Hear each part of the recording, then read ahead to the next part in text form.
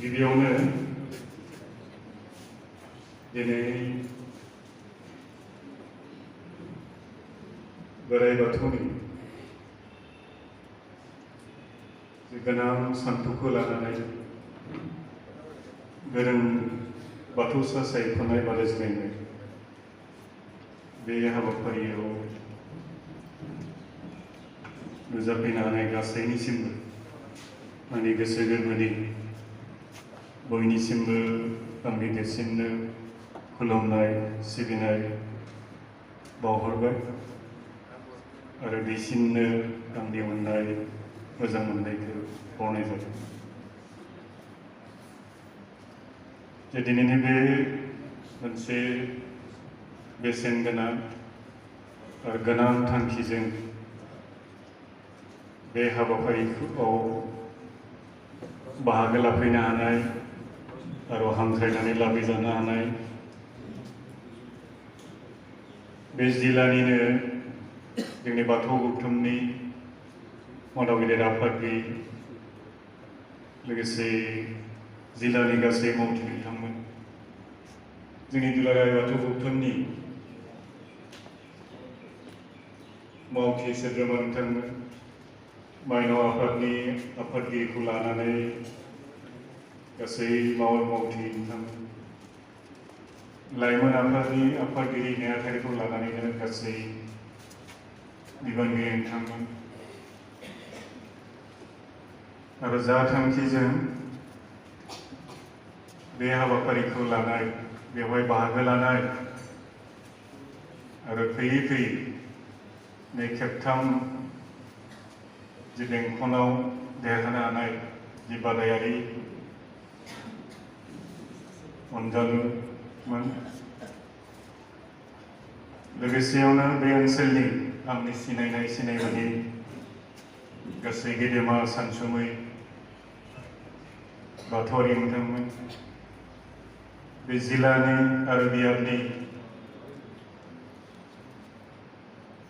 जोंनि गासै मावथि नोंथांमोन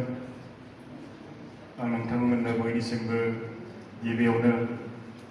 मोजां हामलायनायखौ आर'हरबावबाय आरो माजबाद विधानसभानि विधानसभा जथायनि मानिनां MLA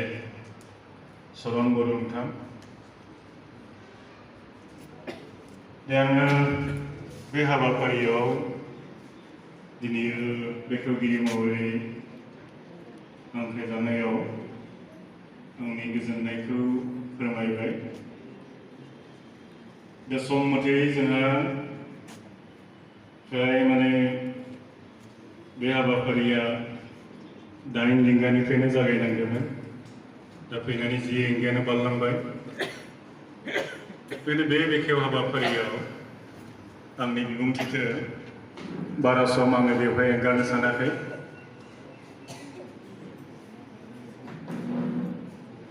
दा जों मिथिनांगोन जों गासै बाथौआरिया जे जोंनि सुबुं समाजखौ गोथों लामाजों सुबुंनो जोंनि जिउनि हा लामा गोथारथियाव आरो समायनायै जोंनि जिउ आरो समाजखौ खुंलांनाय आरो दैदेननायाव गोनांथारानो जाबाय जोंनि धोरोम आरो बे धोरोमखौ जों जै समाव उन्दैमोन सेंग्रा बैसोमोन जों मिथिना मोनो जे जों गासै बाथौआरिफोरा जों फुजिल'मोन खुलुमोल'मोन नाथाय जोंनि गावनि असे धोरोमनि जिखिनि सान्थौ जिखिनि बिनि गोनांथि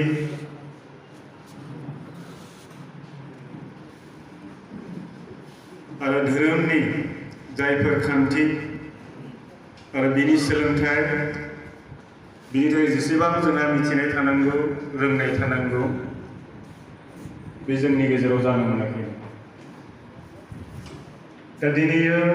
जा समनिफ्राय दुलाराय बाथौ गौथुमा जोनोम जाबाय फसं जाबाय बै समनिफ्रायनो जोंनि बाथौ धोरोमखौ फोसाबनाय हाबाफारिखौ लानानै आरो जों बर'फोरनि गेजेराव जोङो जिखिनिफ्रा दैदेनदों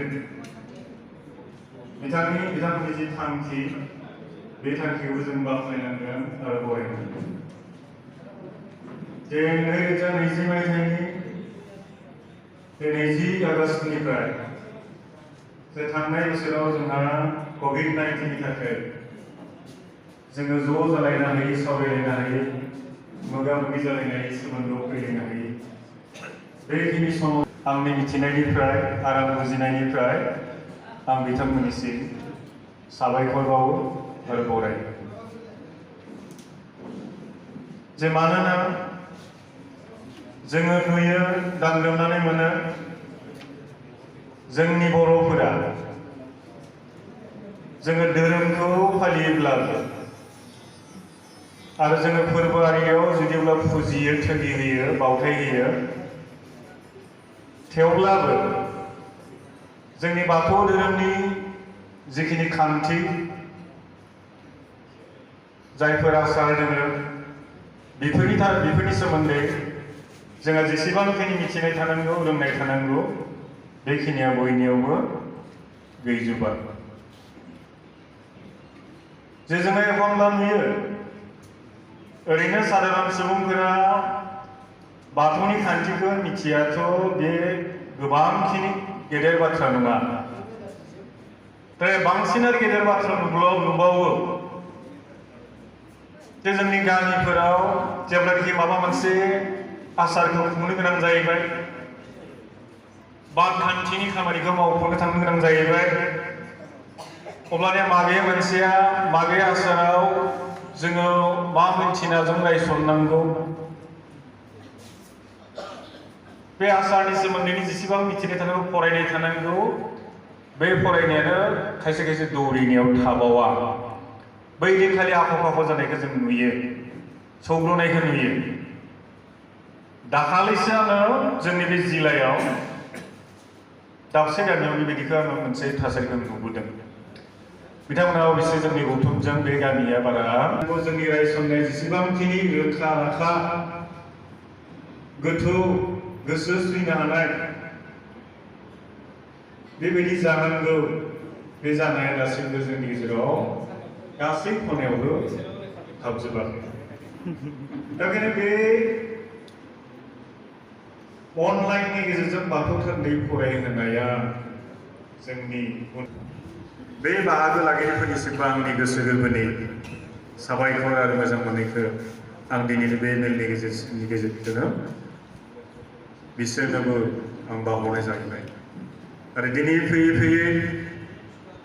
नैबे लास्ट राउन्डसिम सफैनानै जिखिनि बादायारिफोरा बाहागो लाबाय बिसोरनिसिम आंनि जोबोद बाख्नायनायखौ आङो हरबाय जे थारैनो बेखिनि फरायसाफोरा